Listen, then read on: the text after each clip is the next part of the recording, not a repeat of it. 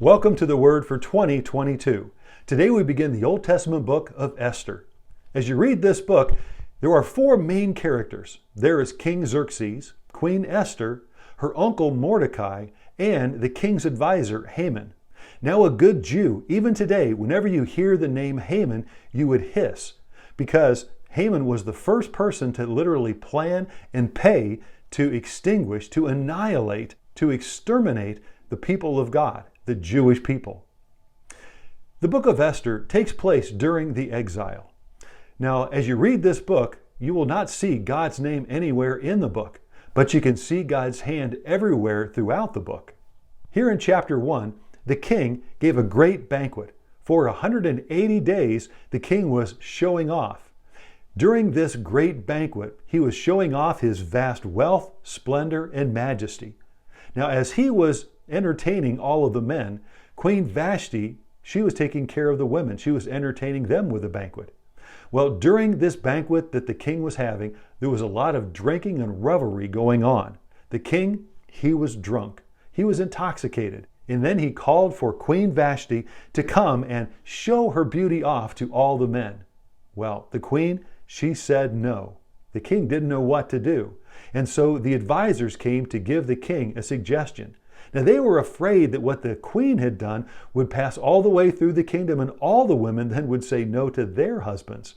And so because of their fear, then they said, King, this is what you need to do. You need to replace Queen Vashti. You also then need to have a search for the most beautiful woman in the kingdom to replace her. And also, King, you need to send an edict stating that all the women are to respect their husbands and every man should be the ruler over his own household. Here in chapter 1, we have 6 months of revelry, we have a huge gathering, a drunken king, and a bunch of insecure, frustrated men. What kind of lessons can we glean from a chapter like this as we begin the book of Esther? Well, I want to share with you 3 suggestions. First, I believe that nothing good comes from being under the influence of a drug or a stimulant, be it drugs or alcohol. In Proverbs chapter 20, verse 1, we read, Wine is a mocker and beer a brawler. Whoever is led astray by them is not wise. In Ephesians 5:18, Paul said, Do not get drunk on wine, which leads to debauchery. Now, what is debauchery?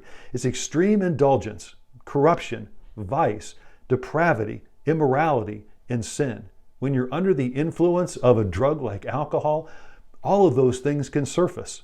Alcohol numbs the senses.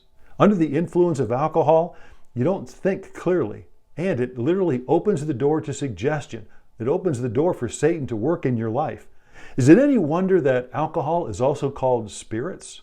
There are so many other things that are available to us today.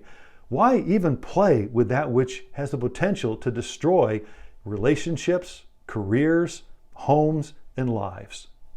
The second lesson I'd like to suggest to you that we learn from this chapter is that real leadership is not about edicts, but rather about character.